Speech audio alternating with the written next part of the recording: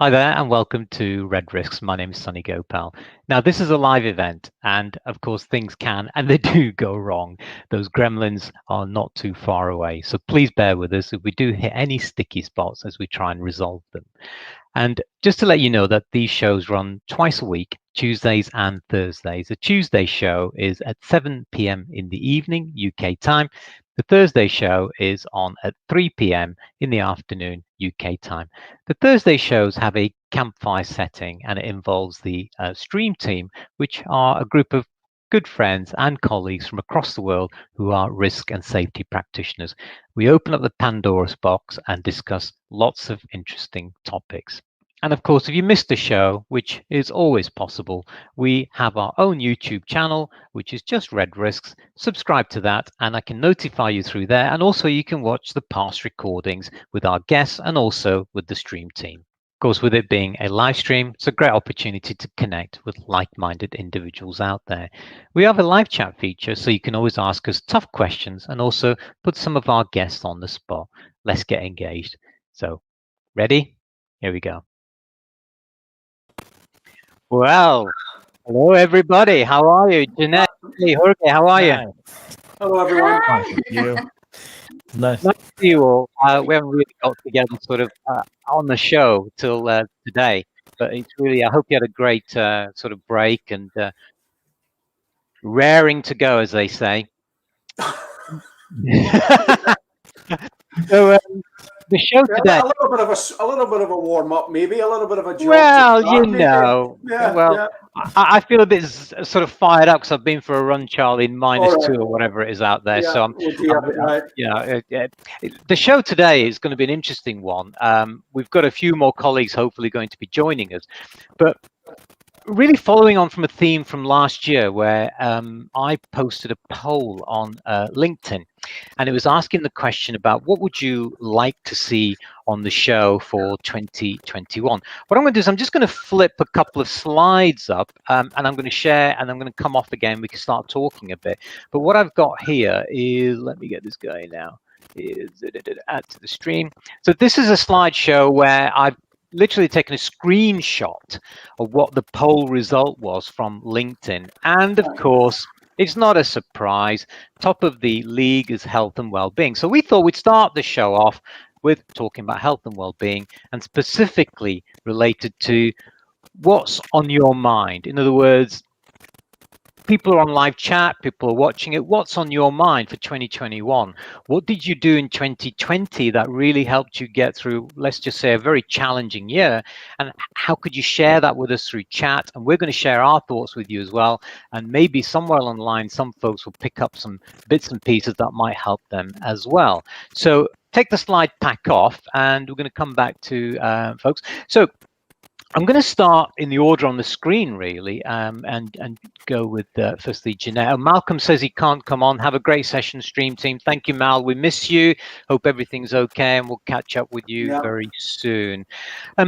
Jeanette, it was a tough year, wasn't it, last year? Well, I mean, what did you do? How did you cope with the year, and what could you share in terms of your experiences that people could gather strength from and maybe learn from? When I think about 2020, I think it's not any doubt that it was challenging for everyone. Doesn't matter where you are. However, when I analyze 2020, I tried to look and I came to a conclusion that 2020, it wasn't only about COVID as it is, as a risk, but also it's an opportunity. So I looked at that, and now I think that when I think about 2020, and I did talk to my team, because I'm not only as a health and safety practitioner, but I'm also a manager, and I need to remember that. And thinking about 2020, the word that comes to my mind, it's about leadership. And it's about leading change, leading those changes. And that COVID, it wasn't only about work. Well, it was also that work balance and families and the work and career development, and it's about stability. And I think that it was a year where we had to prove, or maybe to verify, that's the word, what type of leaders we are. And I don't think that it was about transformational, transitional. It's about how we manage to change and maybe to look at that situation from the perspective of new opportunities. And here we are. Look at that live show that we're having. It's one of them. It's one of those proof that it was a great opportunity. For me, it was opportunity to meet Dominic Cooper. For me, it was opportunity to meet Scott Geller. For me, it was an opportunity to have a great team that I have in my company. And we became closer. It was about inspiration. It's about getting through those tough moments together. When on the 13th of March, all our contracts were canceled in one day, and we had to change our strategy. And I think that when I think about this, I'm very thankful and grateful for 2020, because we're joking that if we manage to go through 2020, we can manage with 2021. Yes, it wasn't easy. It wasn't easy. But I think it gave us so many opportunities that we haven't thought about this before. So I'm quite positive, and I'm entering 2021 with so many positive thoughts and looking forward for new opportunities and for new challenges. And it's going to be very interesting to analyze the elements of leadership that worked, the elements of leadership and the elements that affected the safety culture, and maybe analyze and look at the risk from perspective of consequences, negative and positive. That's me. I'd like to come back to you actually, because you're a very successful businesswoman and you faced some incredible challenges last year. And I'd like to come back to you on that, because maybe there's some things there that other people who've gone through the same sort of rigmarole and hurdles that you've had, maybe they can benefit from that. So let's come to Jorge. Jorge, you've been in a sticky spot last year, haven't you, with all sorts of things going on as well? Yeah. Well, 2020 year was a very hard year. Very hard because it was shock time. Why shock time? Because in many cases the people doesn't be prepared to deal with a COVID, with a pandemic, and all the things that happen around this new virus. The people need to stay at home. They don't go out to buy some food, something like they need. The policeman in many places, in many countries, take away the people. And if you are on the street, you go home, and you are paying. And talking about the works, the people were working very afraid what is happening with the college, with the other workers that they are making all the activities in this one. And this one is a big challenge, because in your mind, when you are a leadership like Janet says, or you are a people who has more experience than the other ones, and all the workers look to you and say, what happened? What do we make these activities without any kind of problems? Talking about healthy. And the mind was in other things.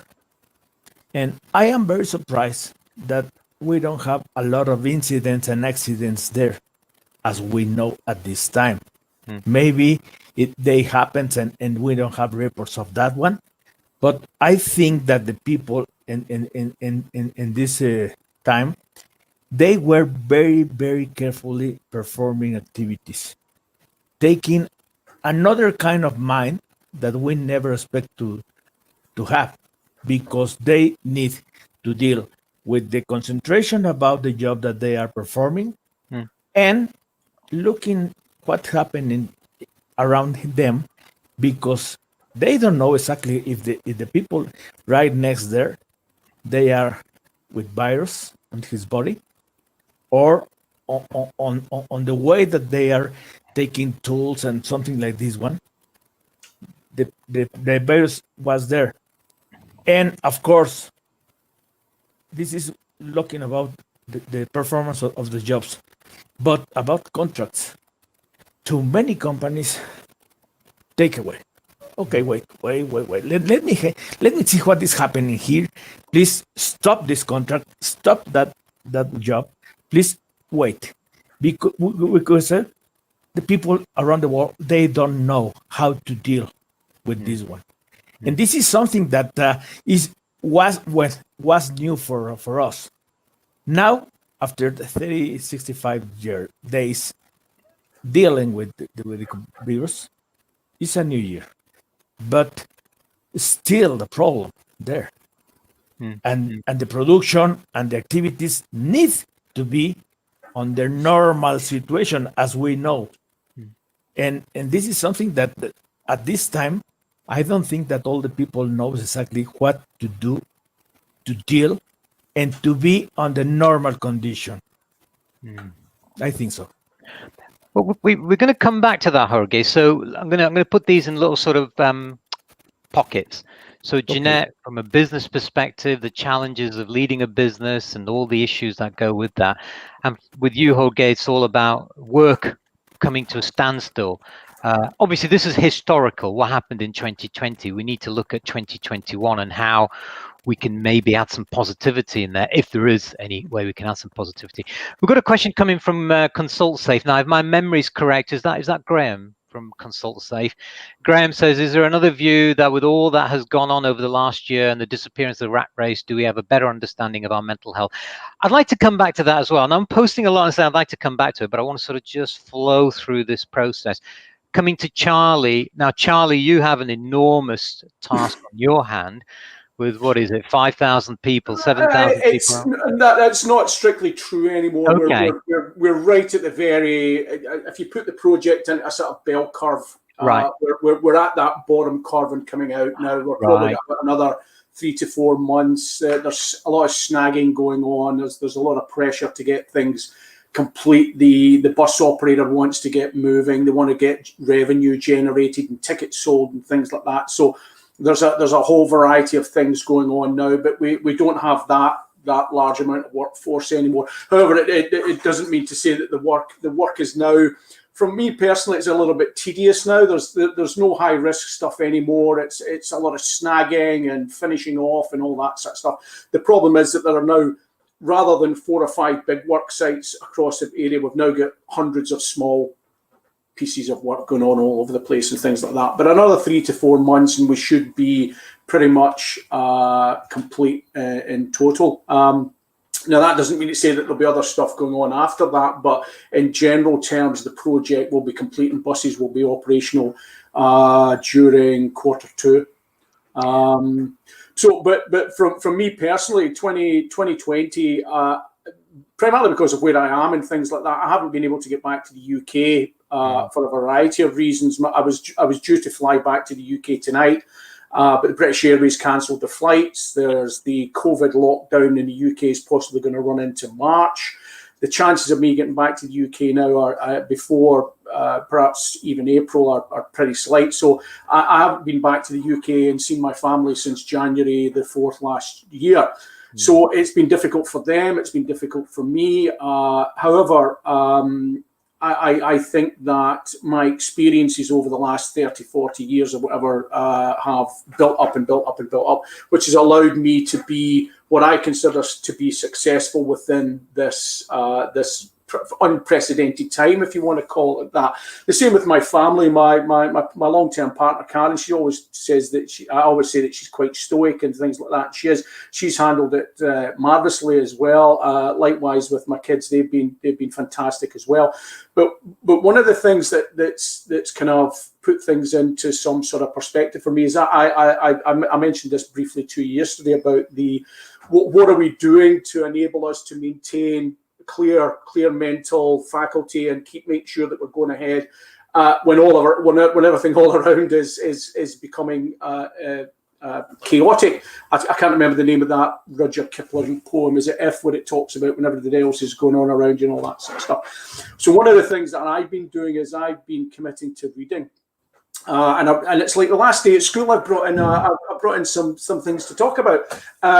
The first one I committed to, and there's an awful lot. I purposely didn't want to read any management books this year.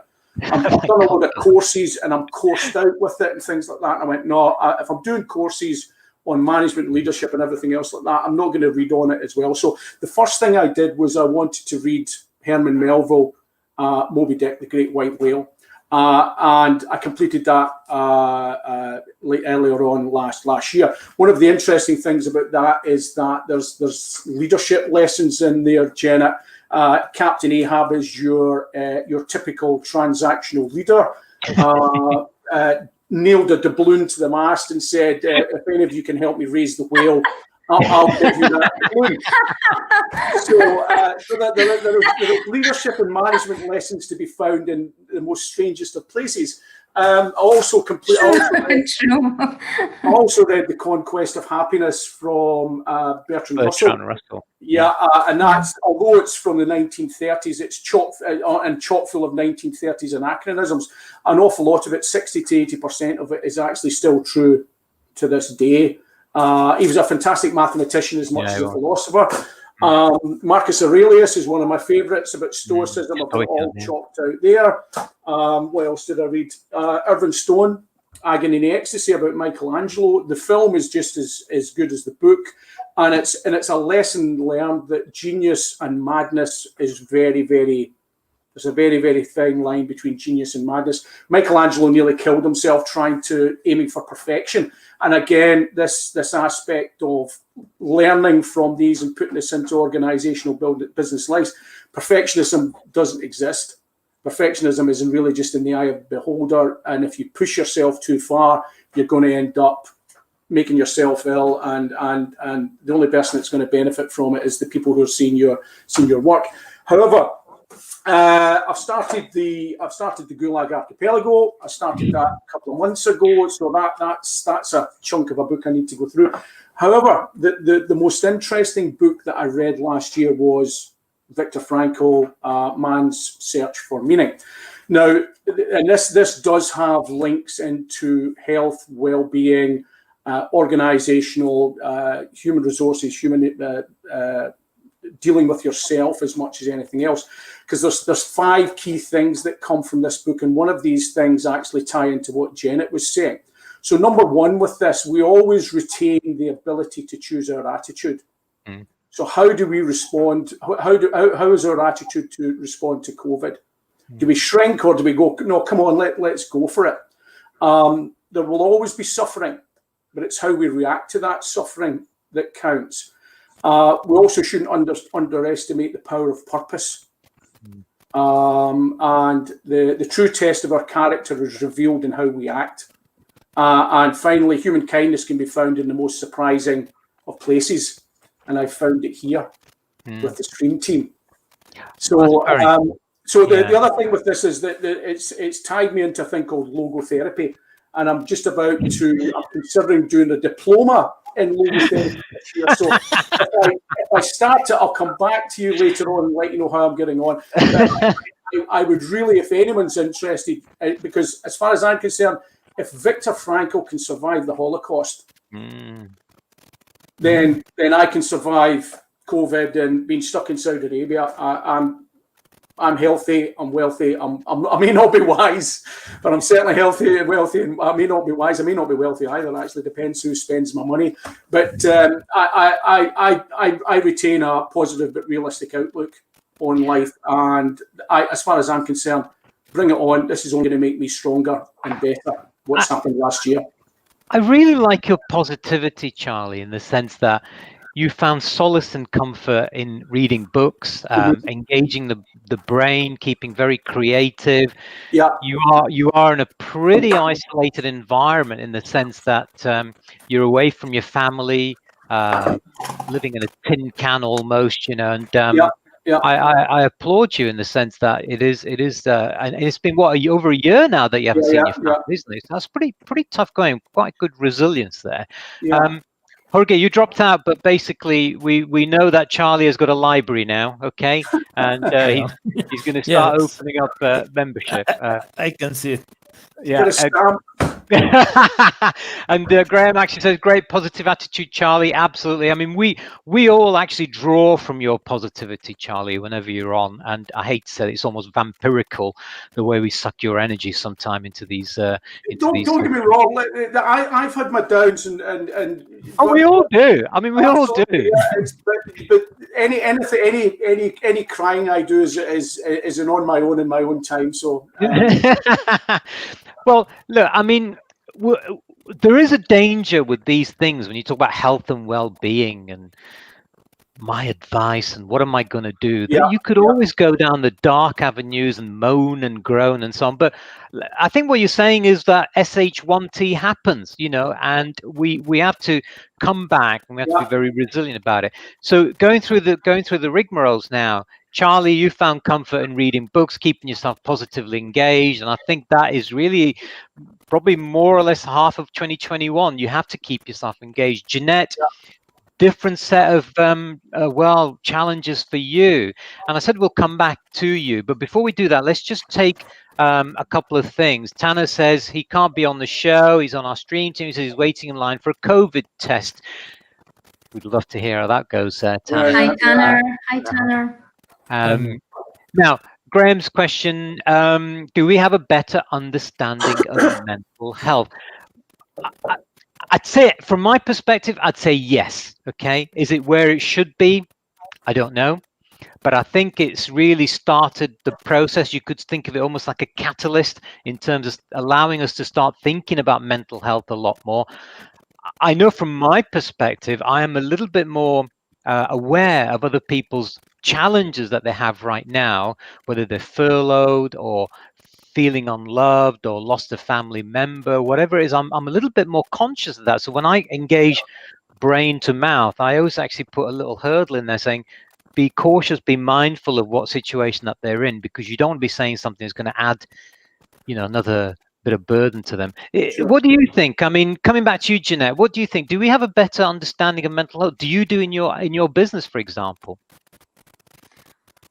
I don't know whether it's better understanding, but for sure, COVID triggered a lot of thinking and about the mental health.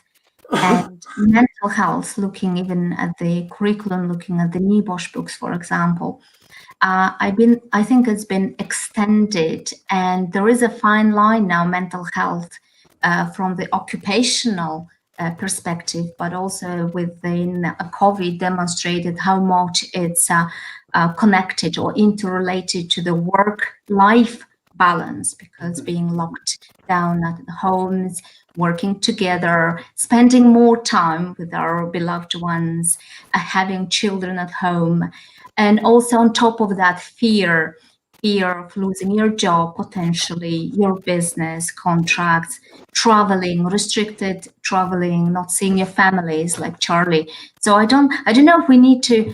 We can talk about understanding. I think it's still time. I think this year is going to be about understanding the mental health, but for sure, mental health become topic number one. Whether you go to any webinars, you go to any companies.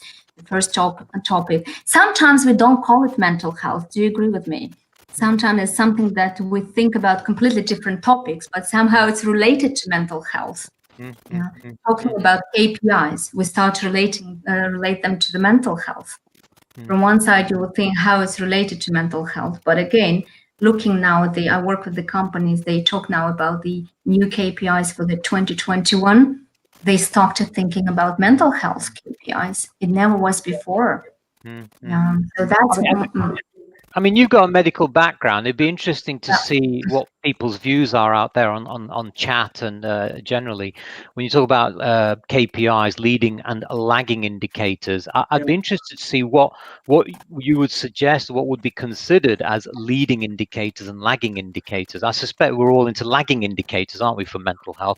But why don't we start thinking about positive? I mean, Charlie, in your situation, for example, you've got a lot of people, and what's the situation there? I think the mental health, the term, those two words, mental health, still has has a stigma attached to it, particularly around particularly men. Men don't want to talk about men don't generally want to talk about their health anyway, let alone any sort of mental health. They'd be stoic and I'm strong and all that sort of stuff. I think you might want to go back to maybe the 60s and the 70s when you were classed as handicapped rather than, and they had to change that. The charity had to change that to enable rather than disabled and things, because there was a negative connotation with regards to somebody who was considered to be handicapped, and then they changed that to enable.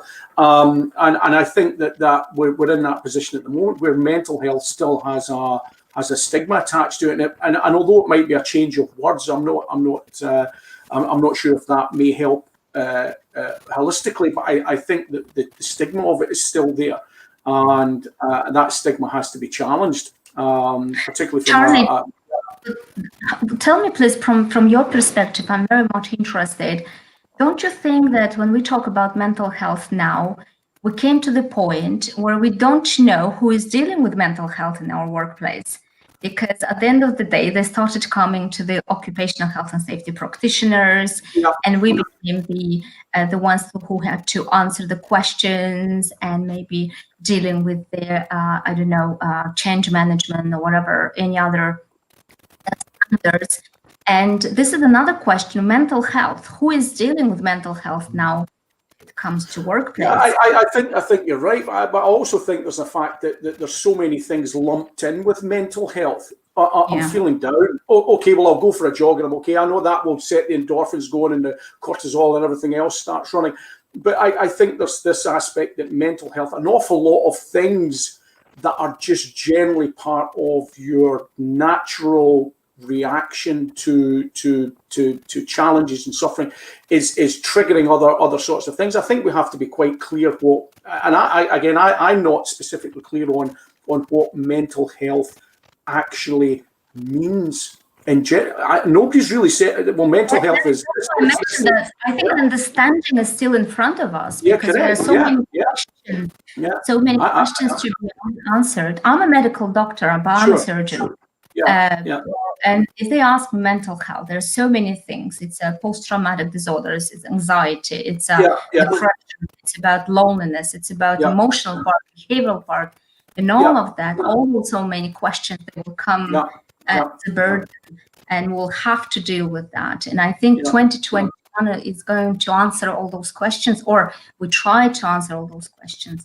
One thing we know that we do have mental health issues. Oh, without a doubt. I mean, it's that's without a doubt. But I think you've answered your own question there when you were saying that who should be responsible for this, because you rattled off a whole list of things there: anxiety, depression, the suicidal thoughts, and in reality, having a chat with someone and a cup of tea might not be what that person specifically if you're dealing with loneliness. And I think that goes to the heart of an awful lot of the questions being raised. Who should look after mental health? What qualifications do you have? Do you have the necessary experience and background to deal with somebody who may be having quite a traumatic, who might even be suffering a complete mental breakdown? And you may give them the wrong advice or her the wrong advice and things like that. I think it's a very, very delicate. How we measure it, right? How we measure it. Yeah, I just want to. It's interesting about mental health because in the UK we've got this mental health first aider aspect going on, where you probably go to your mental health first aider to get advice on. But I just want to talk to Jorge for a second. Now, Jorge, you've got a different set of nuts and bolts going on in the sense that your personal, don't go into details, but from a personal perspective, you've had some bit of tragic news last year, and I mean, where does your mind sit in terms of mental health? I mean, what did you do? How did you get over things? Well, I was. I said don't go into personal details because No. Talking with a lot of people and taking the best ideas from there. I think that the mental health of all the people right now and the new normality is that you are very strong. you need to keep on your mind that you are very strong. And if you are positive like Charlie, no any kind of problems, outside problems, can make a big damage in you. I think that all of us, in some time, in some cases, will be affected by the virus inside our bodies. But we need to have the capacity to have a very, very positive mentality. And this one, talking with people, with medical people and people who is in health issues, they told me that the people who was affected by the virus and they have a strong mentality, they don't lose the fight against the virus. They have no very hard affecting in their bodies. And in 10 days, they are ready to stay at home, waiting for all the days that they need to stay there, and they return to work very, very, very easy. I think that reading what is happening in the United States is my biggest input. They are on the same way. And maybe the secret here is about how do you have in your mind the capacity and the strongest to deal with the COVID when he is inside my body. And if you are strong, I think if you are thinking in this way, you can deal with one and performing all the activities and trying to catch with other people if they have on the same way. And maybe it is one of the ways taking the vaccine in one way, the way that the workers need to apply on the new normality. I guess what you're referring to is a law of inevitability, in the sense that sooner or later, even though everything is going to come down in terms of news media and statistics and everything else, the virus is still going to be around in one form or another, and someone's going to get it. I'm glad you shared that with us, Olga, and I don't want to go into too much detail into what happened, but can I just say a quick few shout outs? So Richard, lovely to see you on the show. I don't think I've seen you on the show before. Thank you for the lovely message you put on LinkedIn today. Yes, Darren Sutton is on next week, and it'd be interesting to follow up on some of these discussions we're having now with Darren about performance psychology for safety. And in fact, Charlie, a guest on Thursday next week is Darren Brunton, where we're going to talk about resilience. And Darren was in the Falklands War. He's a war veteran from the Falklands. So it'd be interesting to see how he coped with it, going back to your books that you mentioned earlier on. Jeanette, Graham's chiming with you. He says, you're right, there is a difference between our welfare and the OHU welfare of the workplace. Thank you very much there, Graham. Vince, where have you been hiding? We haven't heard from you for a while. It's lovely to see you on there. Vince saying, no one is really dealing with mental health. There's a half-hearted attempt to deal with the symptoms, but virtually zero being done to eliminate the causes. I can't really disagree with him on that. What do you think? Jeanette, what do you think? Let's look at the causes then of the mental health. All the causes by book, if you're talking about by book, they are divided in the context related, content related, job related. But we don't want to go into academia now and talk about the real causes. Yeah, we'll get into such a... Yeah, because I don't want to go there. But I would like to say that talking about the causes and the symptoms, we need first of all to make it clear for everyone at work that if you are not not feeling okay, and it doesn't matter what are the causes, and you have those symptoms, it's all right to speak up, and it's okay to come and talk about that. And we have to develop those conditions at the workplace and those elements at the workplace, the system that allows everyone, despite his position and gender, Charlie, right, to come and talk about that openly. And then the next thing will be dealing with causes and trying to solve it. But the first thing, is it a problem? Because sometimes, you've heard about the depression with a smile on your face. So people might be hiding it, and it's stigmatized, and we do have some stereotypes. And I think now it's time to develop the system that will allow anyone in your workplace. And I went through that, talking about being positive and strong. I believe all of us were strong to some point, but there is always a breaking point for everyone. And it happened, and I believe it's a normal thing to talk about that and talk about the failures and talk about that I'm not coping anymore, I need help. And this is where we need to talk about. And in my situation, it was my team. And I realized that I'm a leader, but at the same time, I'm a part of the team. And this is how you develop your team spirit. And what do you do? As I always say, we need always to come back to the values, to the basics, to the ground, just to the starting point, and say who we are, why we're here, what is the purpose, what is the value, and what is the goal. And whenever we get back to the basics and we start talking about as a team members and talking about difficult things, but openly, transparent message, this is how we can deal and at least start dealing with the mental health. This is how I look at that. Well, I think of all of us on the boxes here, you're probably the most qualified because of your medical background and your surgeon background. Now there's a bit of a conversation going on chats between Graham and Vince. I won't drag that onto the box and refer to what they're saying, but yes, look, please do chat. And this is not just us talking here. We want you all to talk to each other, connect offline, and just chat things as well. Arun G, that must be my friend Arun Garg, who's going to be on the show. I can only see LinkedIn user. Is that Arun Garg? Need to also understand the reasons of deteriorating mental health. For example, expatriates and remote sites, stress. Arun's going to be on the show in the future, and Arun's doing a PhD. He's just done. He's waiting for confirmation. It's about resilience and safety culture. This reminds me actually of risk management, right? Yeah. So risk factors. Identify your risk factors, and you will be dealing with that. Yeah, I think we're in need of a show in the future just about risk management. And Vince is saying Arun G primarily is fear. So what are people scared of?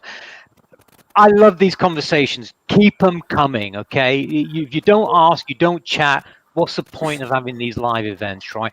Jorge, my friend, I thought, by the way, I want to ask you something. In Mexico, are you seeing a different set of dimensions, because culturally can be different as well, can it not? Because families are spending more time together, aren't they? Yeah. Well, here, as you said, and I always sorry, Jorge, I must interrupt you to say that I'm asking you that because you're having a celebration at the moment, aren't you? And I'm interested to know about the family get-togethers. Yeah, and well, in one way, the government people here take different restrictions that you have in other countries, as I said, and I review. And talking about works, we are learning every day. We are implementing some activities,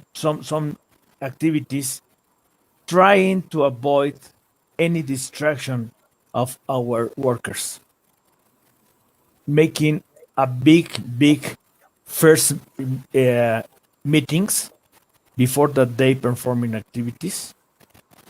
Yes, and one of the topic to talk with the people is what to deal with the COVID, and how do they need to take away the stress caused by this one. And people, please, during the job, do not talk about the COVID. Do not talk about the people around you that is sick right now. try to be very concentrated on the job that you are performing. Is all these thing is talking on the first meeting job before that they go to the field to So what perform you're all the saying, activity. sorry, Jorge, what you're saying is before you start working, doing any of those things where your mind can drift into issues, it's better to do it right up front. Get it all right up front. Talk about the challenges and the demons that you've got. Then that way, at least it makes it more manageable in terms of the tasks and the focus on the task. Did I understand that right? Yes, yes, it's okay. And Okay. after that, the leader of the job talk with a small group. Yeah. Yes, and the small group talks about how do they feeling Right. before that make any kind of activity. If they are sure that the risk is a control level and they don't have any kind of stress in his mind, they start performing the activities. If not, they stop the activities and they return to the office to speak, and the mental health and safety people comes to talk with the group, trying to avoid any kind of stress, any kind of doubt, any kind of problem that is appearing on this group. Is the way that we are performing. Maybe is not the better the better thing to do, but is the way that we are making the activities, and at this time we don't have big problems, very high incidents or accidents. Mm-hmm. Interesting. Interesting. What I want to do is, if you'll allow me just 3 or 4 minutes for me to share some of my thoughts with you.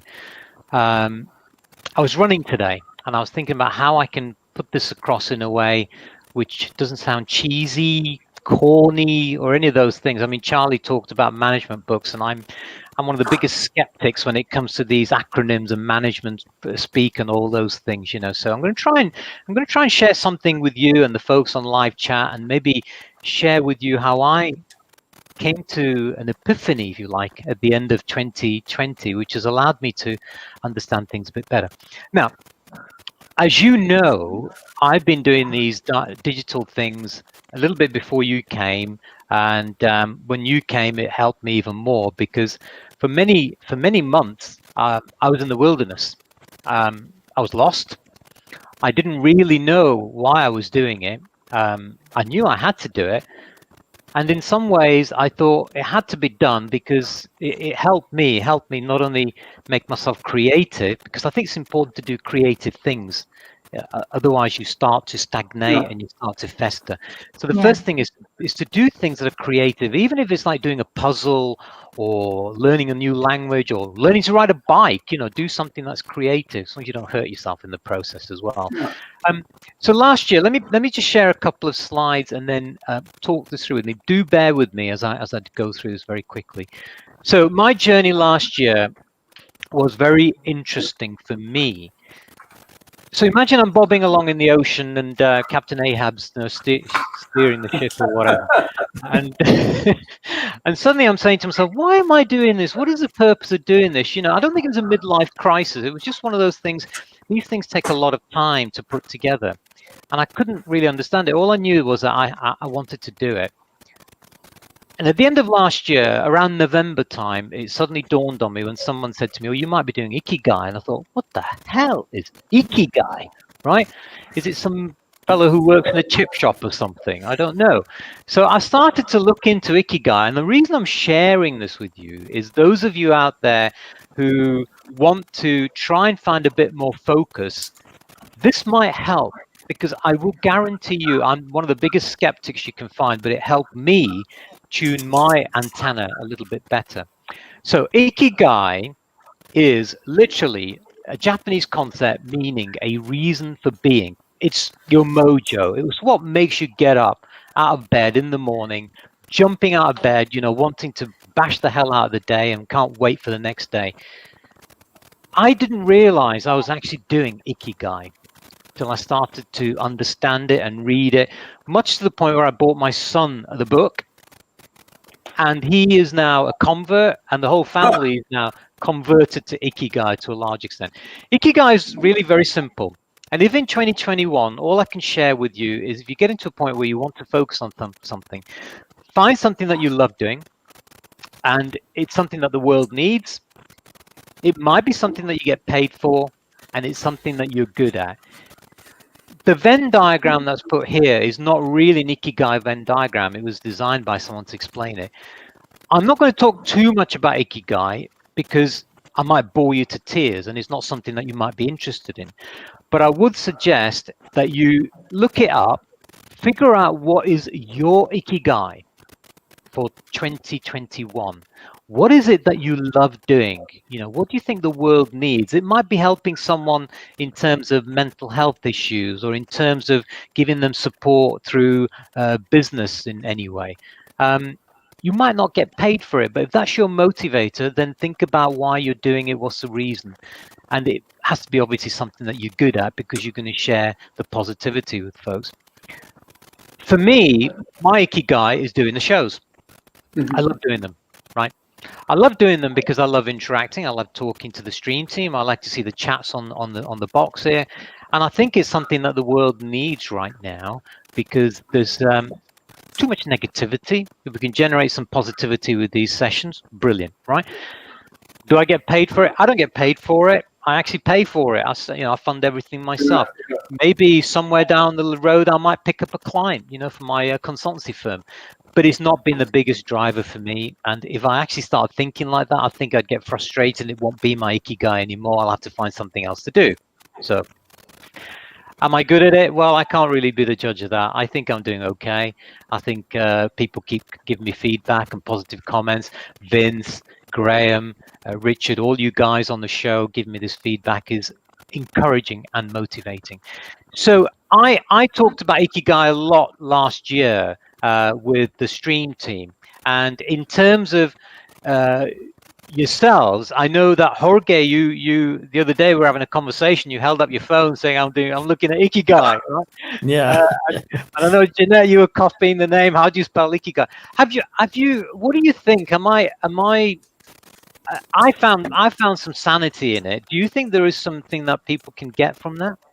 Let's go with Jorge, because he had it on his mobile phone. What do you think of it, Jorge? Well, this is a very strong issue, Ikigai.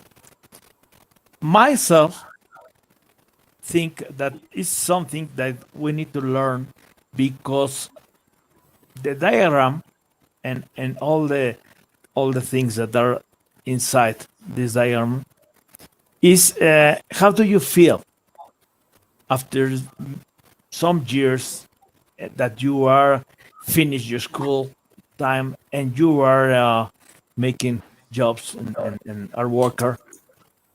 You gain a lot of experience, and not in many cases you stop the way to see if you have the passion to do the activity that you are making.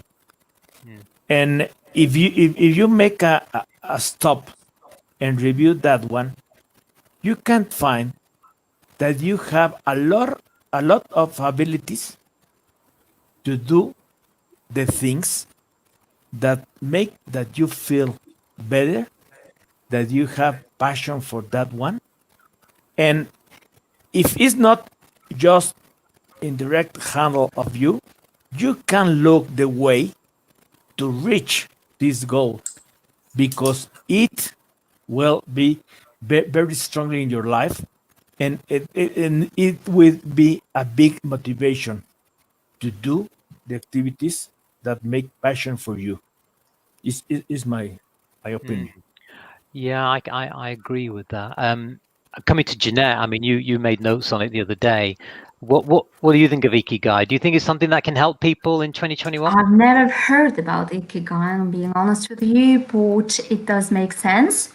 Why? Just because of you, Sonia. I met you, and I think And I think talking to you, and if you ask me, Ikigai and Sony, the first thing that comes to my mind, I think it's about harmony. And I think it's about that balance. Do you agree with me, guys? So it's about balance. Balance in everything that we try to find, because it's about how much we give, how much we take, how much we work, how much we give passion. But it's about that harmony that we try to find the purpose of what we're doing, what we love, what we give, what we take. And that's what every person is trying to find in life. We call it happiness. And maybe happiness is about harmony, stability. I like that statement when the person was asked, what is the difference between being successful and being happy? And the answer was to find your passion. That will and passion will be able to link your success and your happiness.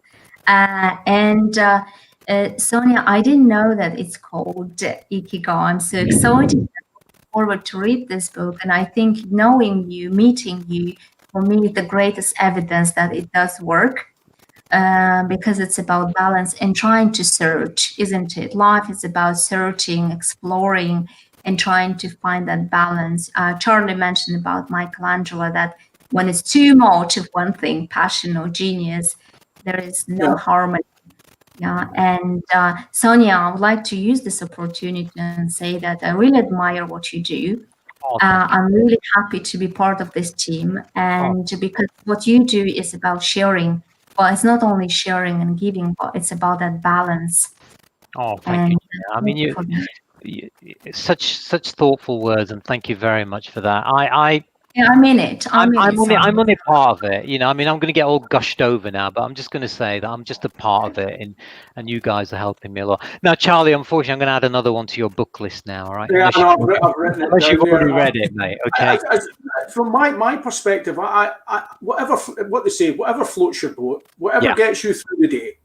If it's Ikigai or it's you're a welder during the day and you go to ballet dancing at night, whatever it is that you do. Whatever floats your boat, as long as you're not harming anyone and everything else like that, that's fine by me. I'm a big fan of the Japanese. I spent some time working with the Japanese, and I'm a big Japanese movie buff. I like Akira Kurosawa stuff and Toshiro Mifune and all that sort of stuff. And I'm a bit of an anime sort of in the background going on there as well with the Japanese, things like Pat Labor and Cowboy Bebop and Akira, of course. You think showing your age now, Charlie? Showing your age. These are the things that float my boat. My partner, when I'm sitting down, she thinks I love science fiction. That floats my boat. She calls them tinfoil aliens and things like that. But that's fine, and she likes her stuff, and whatever floats her boat, and I'm happy with that. But so that there's a whole load of things going on here. Ikigai, I certainly will pick that up, perhaps even on Kindle or ebook and things like that. But but like I said, it's whatever. I like the little cartoon at the top with the guy jumping out of bed and things like that. Because part of this health and well-being issue that we face at the moment, and whatever context it's in, if you want to get yourself fit, the hardest thing you can do is put your training shoes on. If you're going to get out and get up and get on with things, the hardest thing you can ever do is get out of bed. It's easy to stick your head back under the covers, and there are thousands and millions of people out there. They get up every day, they get out with it, they get on with it, and they live a fulfilling life. And they've been beset by suffering, and you see them all. Guys who come back from conflict, they've lost an arm, they've lost a leg, and they've got a smile that's as wide as a mile, and they're getting on with their lives and things like that. So I whatever you do to get through your day, whatever suffering that's happened to you, if you can get up and get on with it, then as far as I'm concerned, you're a success regardless of what's happened to you. You know. I thought you were playing music there for a minute, but I realised it was you can on mute if you want. No, not at all. No, I mean, I think you've summed it up very well. I mean, talking about floating your boat. If your boat is named Ikigai, float it. You know, find something that you enjoy doing, and Jeanette, such kind words, and thank you very much for that. For me, I very if you ask my family, they'll say, "Is there a day when you're ever depressed?" And they'll say, "He's never ever depressed," right? I'm very, very rarely depressed. Do you know why? Because I'd like to keep creative. I'd like to challenge myself, keep myself engaged. I'm constantly thinking about how to make things quicker, make it more slicker. Oh, Graham, you've ordered the book. I want to know what you think of it. Okay, look, this book doesn't cost a lot of money, all right? You don't have to pay. I'm not on commission. You don't have to spend a fortune to learn Ikigai. It is so simple, right?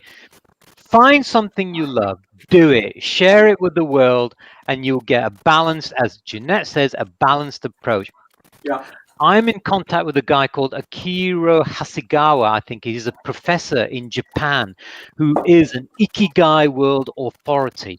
I've asked him to come on the show. He said he'd love to come on the show, but he doesn't speak very good English. And I said, it doesn't matter. I don't speak very good Japanese.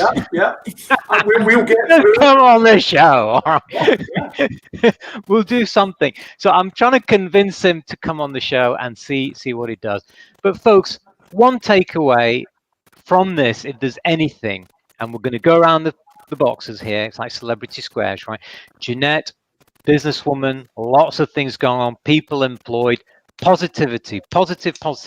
Don't get beaten up. Jeanette, tell me if I'm wrong, but that's your attitude and it's worked for you and it's delivering. And I'm proud to have you as a friend on the stream team as well, because you really do engage in the right context as well. Thank you for that. Charlie, lots of challenges for you. Home alone, isolated. Must feel like another repeat of Home Alone for you. We've had it several times every Christmas. There you go. It's your turn now. All right. And Jorge, you know, I had to wear a top that matches your headset, by the way. But electric blue, because that's how I feel most days. Okay. Creativity.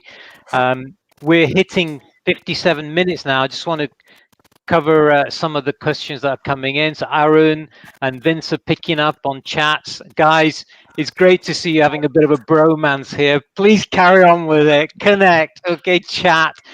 Graham, I do want you to tell me how you get on with that book. And looks like, he says, looks like my presidential term was Ikigai period.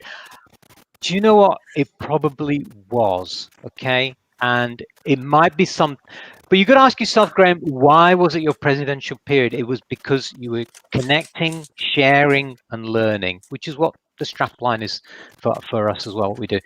Last few words before we sign off. I'm going to go in reverse this time. And Jorge, start with you, my friend. Any closing thoughts? As the label says on the box, your one suggestion or tip for folks in 2021. Off you go. Be patient. I'm being patient.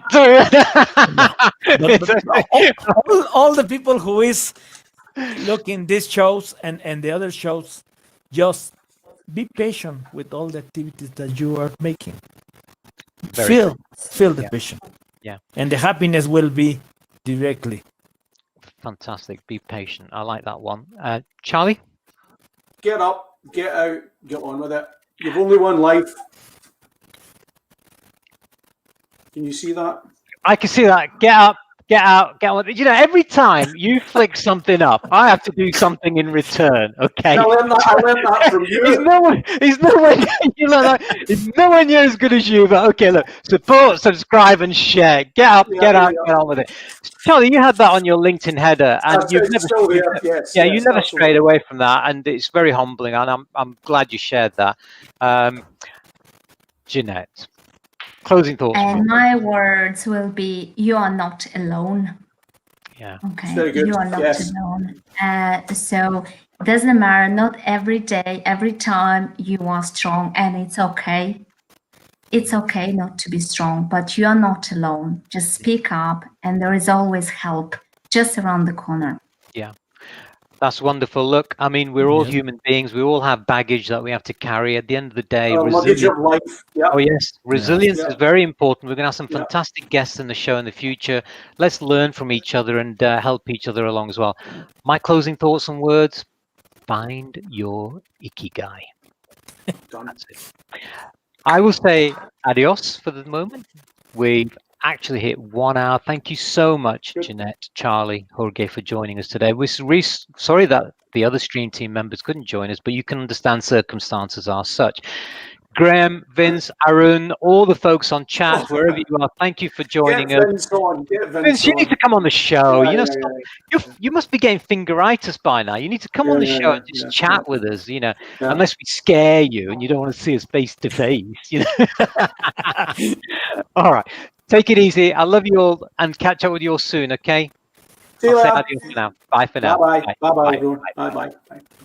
Thank you so much for stopping by. I hope you enjoyed that show. Now, as I mentioned, we have 2 shows a week, Tuesdays and Thursdays. The Tuesday show is at 7 p.m. in the evening, and the Thursday show is at 3 o'clock in the afternoon, UK time. If you missed the show, we always upload our recordings to our YouTube channel, RedRisks. Subscribe, and I can also notify you of any upcoming events. One way or another, we will make sure that we keep in touch with you.